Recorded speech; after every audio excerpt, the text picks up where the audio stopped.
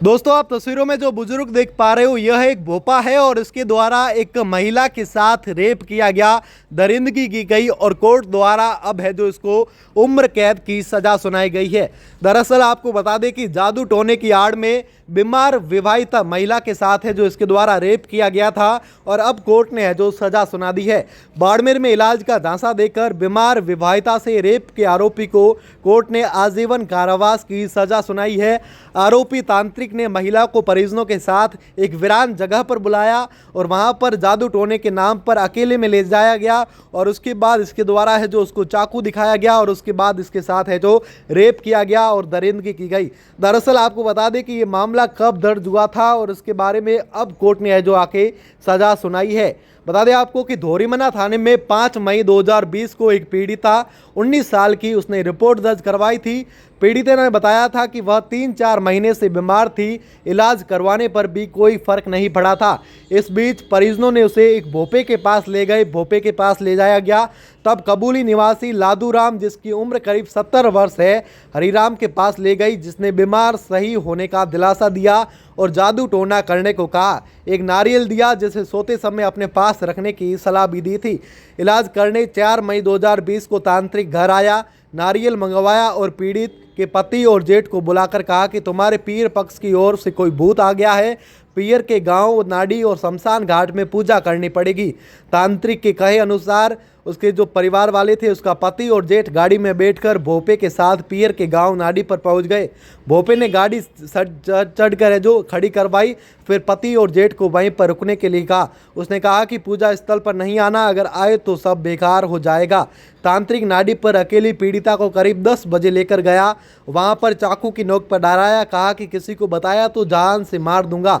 पति और जेठ इंतजार करते रहे। ज़्यादा समय हो जाने के बाद वापस नहीं आने पर पति और जेठ टॉर्च और लाइट लेकर चांदनी रात होने से वहां पर पहुंचे।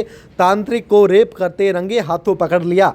पीड़ितों को तांत्रिक से छुड़वाया। इसके बाद तांत्रिक को पुलिस को सौंप दिया था और वहीं पर पुलिस ने आरोपी के विरुद्ध आरोप पत्र अंतर्गत है जो धाराओं सहित है जो मामला दर्ज किया और अब है जो कोर्ट ने सजा सुना दी है। बता दें आपको कि ये पूरा मामला है जो धोरीमना का था। मामले में एडीजे कोर्ट संख्या 2 में 10 गवाहों 27 दस्तावेज प्रदर्शित किए गए।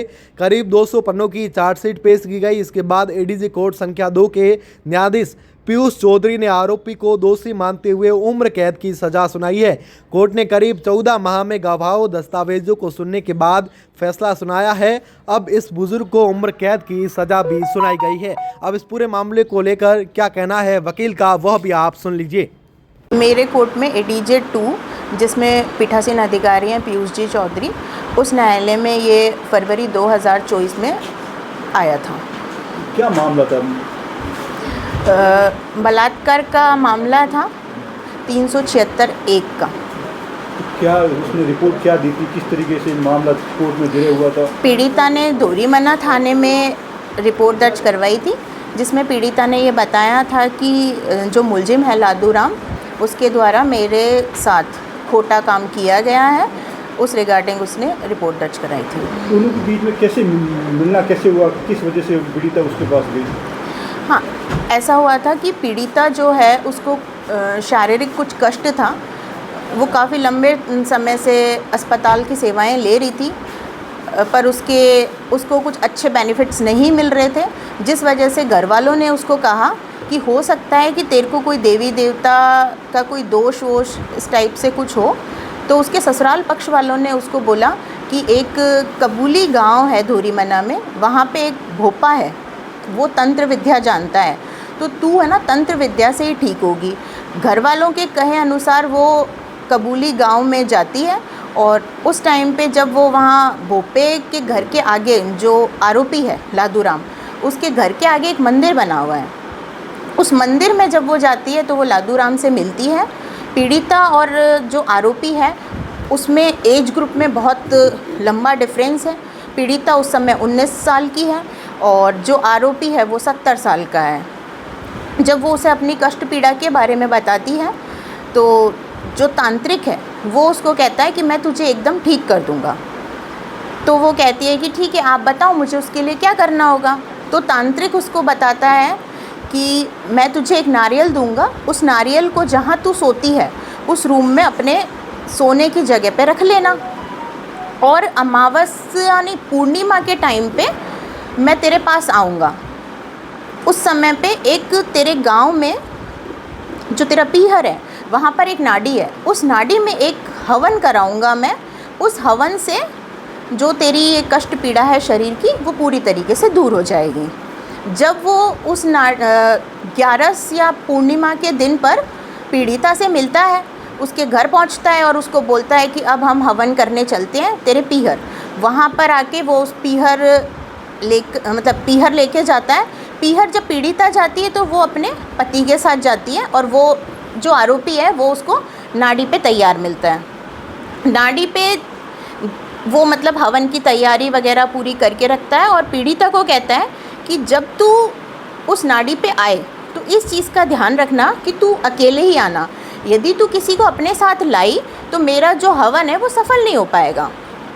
तब पीड़िता अपने पति को मेन रोड पे छोड़कर चली जाती है। जो नाड़ी है वो वहाँ से लगभग 1-1.5 किलोमीटर अंदर में होती है। वहाँ पे पीड़िता चली जाती है। लगभग 11 बजे के आसपास पीड़िता नाड़ी पे पहुँच जाती है। हवन की प्रक्रिया, पति को लगता है हवन की प्रक्रिया चल रही है, वो उसके समापन का वेट करता है। पर लंबा समय बीत जाने पर जब पति पीड़िता को नहीं देखता है कि मेरी पत्नी अभी तक नहीं आई है, तो उसके जेठ का फ़ोन आता है पति के पास में कि तुम लोग अभी तक घर पे नहीं आए हो, इतना समय कैसे लग रहा है। तो जेठ भी मौके पर पहुंच जाता है। दोनों मिल के नाड़ी की तरफ जाते हैं, और जब वो नाड़ी की तरफ जाते हैं तो रात चांदनी होने की वजह से उनको दिखता है कि जो तंत्र विद्या उसके साथ जो कर रहा था, जिसको यहाँ आम भाषा में भोपा कहते हैं, वो उसके साथ में बलात्कार करते हुए रंगे हाथों पकड़ा जाता है। जब वो रंगे हाथों पकड़ा जाता है तो वो उसका पति पीड़िता का और जेठ दोनों उनको गाड़ी में डालकर तांत्रिक को लेकर जाते हैं दोहरीमन्ना थाने में। दोहरीमन्ना थाने ले जाकर पुलिस को सुपुर्द कर देते हैं, और उनको ये घटना बताते हैं कि भाई मेरी पत्नी के साथ में इस तांत्रिक ने बलात्कार की घटना कारित की है। तो मैम उसने जो पीड़िता ने वहाँ विरोध नहीं किया वहाँ पर, या फिर उसको डराया धमकाया या फिर चाकू की डर से? नहीं, ये बात गलत है कि पीड़िता ने वहाँ विरोध नहीं किया हो। पीड़िता ने वहाँ विरोध किया था, पर जो तांत्रिक था वो अपने साथ में एक चाकू लेकर गया था, और उसने बोला कि यदि तूने आवाज़ करी है तो मैं तुझे यहीं जान से मार दूंगा। उसको डरा धमका कर उसने रखा, जिस वजह से पीड़िता चाहकर भी कुछ नहीं कर पाई, और उसने चुपचाप अपना जो भी काम है तांत्रिक ने शुरू कर दिया। तब उसको पता चला कि ये तो मेरे साथ बलात्कार करने के लिए यहाँ पर लेकर आया है। मैम कितने गवाह पेश किए गए और कितनी पेज की चार्जशीट पेश की गई? लगभग 200 पेज की चार्जशीट थी, और इसमें 12 गवाह पेश किए गए प्रोसिक्यूशन की साइड से। प्रोसिक्यूशन की साइड से मैंने पैरवी करी सरकार की तरफ से। इसमें जो परिवादिया के वकील थे वो राजेश जी विश्नोई थे।